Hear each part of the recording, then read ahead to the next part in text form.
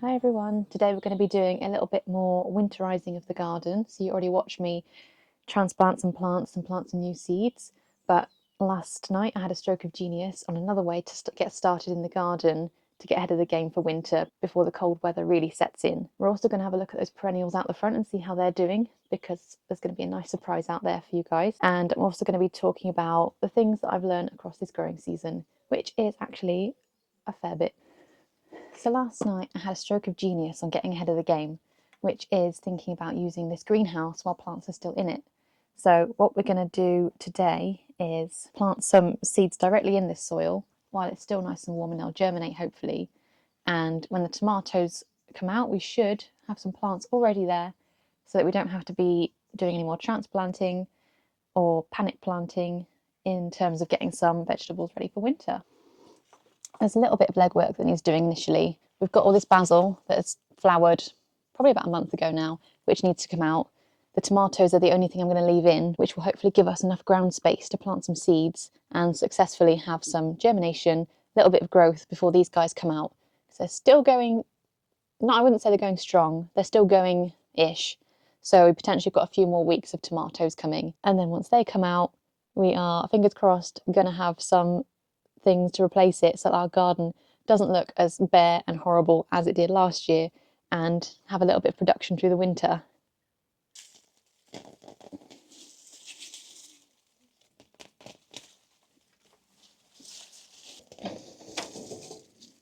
I'm not going to touch this corner too much, so our peppers are still growing strong. They still have a little bit of time left to go red, and believe it or not, there's a melon.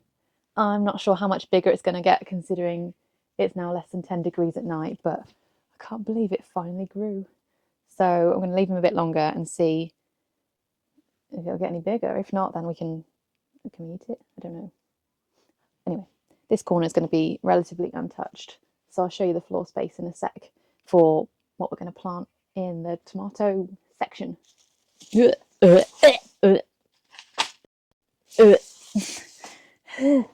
Touched a snail. Gross, gross, gross, gross. All right, where's my gloves?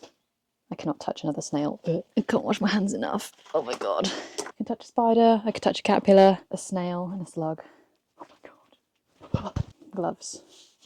Disgusting. I'm also going to do a little bit of tomato pruning, because at least this one specifically kind of flopped over and it started growing downwards, and it's just getting all up in my grill before I want to plant stuff. So I'm going to try and, well, harvest some of these, prune it a bit, and then if there's any good looking green ones like this, I'm going to try and hoik them up a bit, get them out of the way, make sure I don't touch any more snails.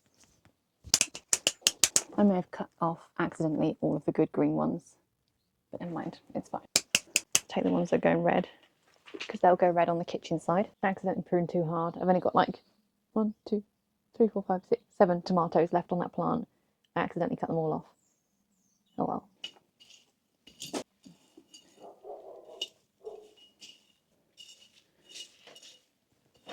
All right, so my winter bed is starting to take shape, ready to plant. What we're going to try and grow, I hear you ask. Okay, for the 85th time, we're going to try and do spinach. I've had zero luck with spinach in cells, or maybe I started it too early. The last time I had spider mites, so it's going straight in the ground, outdoors. Can I do it outside? Maybe it's a bit late. But anyway, let's give it a go and see what happens. If not, we'll try again in February. I'm going to try beetroots. Maybe it's a little bit late. This kale, the packet says it's okay to go. Some radish, some more spring onions.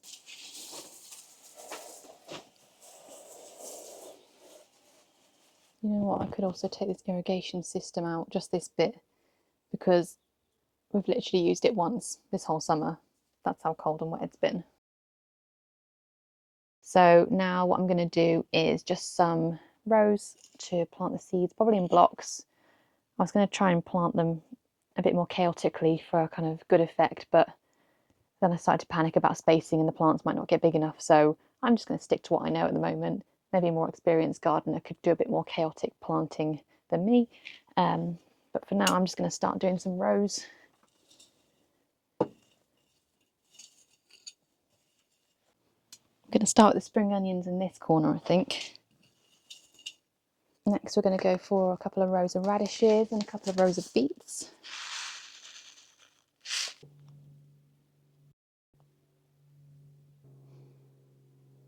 And then I got my last two, spinach and kale.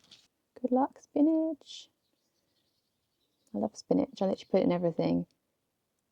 And it's expensive, so it'd be quite nice to be able to grow it for the price of a seed packet for £1.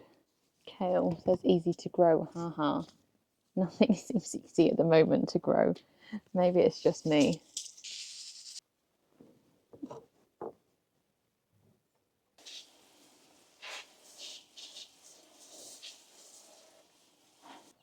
And last of all, cover each row with a bit of compost.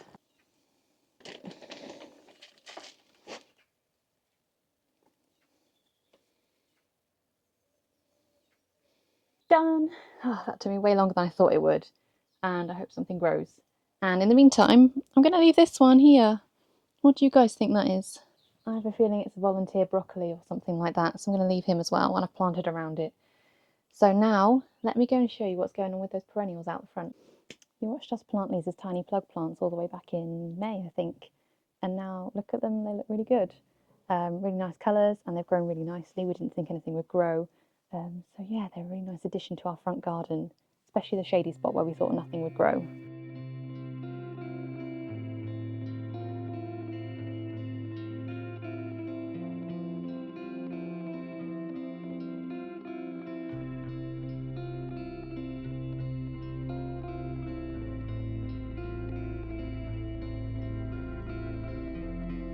Those plants are so nice out the front garden. It's almost as if we wish we'd put them in the back so we could look at them a bit more.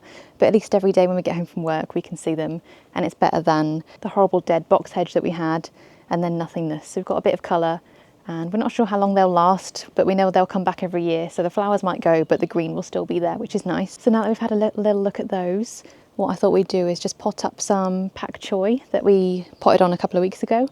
Because it seems to be struggling in the smaller pots. So I'm just going to pot it up outside and hope it does a bit better.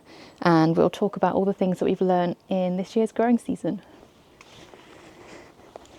These ones I planted a few weeks ago in preparation for winter, but they've had a bit of an aphid attack somehow from being inside.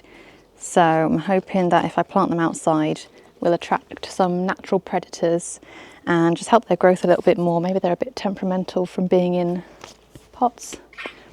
I don't know, so let's plant them up. I think the first thing we learnt this year was, because we started the growing season so early, was to be really careful about the soil and compost that you use for seedlings. So we put our seedlings, particularly the tomatoes that you start in January, we put them in 100% compost, and it was really bad compost as well. So we ended up killing, or nearly killing, half of them, as you probably saw if you followed us since then. So that's one thing we're definitely going to avoid next year, is, well, not planting in 100% compost. Sounds like a good idea to start with, but also making sure we've got the right quality of soil. The compost, I remember we had a bad feeling about it anyway. It looked like fluff, and we thought, not sure if this is a good idea, but we did it anyway, and then most things died. Courgettes, tomatoes, melons, beans, corn, everything we'd started early, we had to start again basically. So that wasn't great, and just a bit of a waste of time and resources as well. So that's definitely one thing we're going to do, is probably do a bit more research on what the ideal mix is meant to look like, so that we can still start our peppers, aubergines and tomatoes really early, but not kill them, because the aubergines, we had a real tough time of getting them started. And luckily I've got one in the greenhouse that's done really well, but that's it. Just one. It would have been nice to have a few more. And so I think the second thing that I learned is actually sticking to your garden plan. I don't know if you watched us planting seeds and talking about our plan, but we definitely didn't even stick to it. So I would advise sticking to it, because we ended up with this whole space pretty much being unused, and I'm not sure why. Maybe we just didn't get around to it because we were so busy, but it would have been nice to have made the most of our space. So if you've not already got a plan for your garden, make one and then stick to it. So we did the first bit. We just need to do the sticking to it bit. And the third and final learning point that I'm going to share today was make sure you know your garden, basically. Because I think, especially with shade, windiness, bits that get the sun all day, bits that don't get the sun all day. So we've made that mistake, I think, with our sweet corn. We put it in what we thought was a really sunny spot theoretically, but it was actually quite shady until about midday, and those things need a lot of sun and warmth, and they also need wind for pollination, and that was probably the least windiest spot we could have put them in. I think I mentioned last week that although we did get some sweet corn, we only got half, what are they called? Half pods, fully pollinated half pods, but it tasted really good. But it would have been nice to get the whole thing. So we're going to change the location of those next year, I think, to somewhere a bit more sunny and a bit more windy. Because in year 1 of growing, they were here, just behind me where this zinnia is. They were here and they pollinated amazingly. I just left them way too long. So I think third time lucky, we might be all right. All right, pak choy's all done. They're going back in the greenhouse because there's still cabbage whites floating around, and I left them out yesterday and they got a bunch of eggs laid on them. So back in the greenhouse to safety, and hopefully something will come and eat all those aphids. Although I have been spraying them off and neem oiling them, so I'm hoping they won't be around for too much longer. And while I was in the kitchen washing my hands, I thought I'd show you our amazing bean harvest. So I picked the beans without filming it, sorry. And we got 88 grams of beans from 4 plants, so just enough for about half a meal for one person. So not amazing, we'll have to do better next year. But considering all the beans were eaten, it's better than nothing. And we've learned something along the way. We let them dry on the pods, and now we can either let them dry further out of the pods or just eat them, which I think is probably more likely. Alright, so I think that's enough for today. I'm sure there's plenty more jobs that I could be doing because a lot of these plants, especially around this side, are finished. The sunflower's ready for drying, although I can see the pigeons have already had a good nibble at it, so we'll see if we can steal any back off them for us. Let us know what you've learnt this growing season, and has it been challenging or has it been really rewarding? I can say for most of the UK it's been very cold and a bit of a challenge this year, so wherever you are in the world, let us know how it's gone, and I'll see you next time.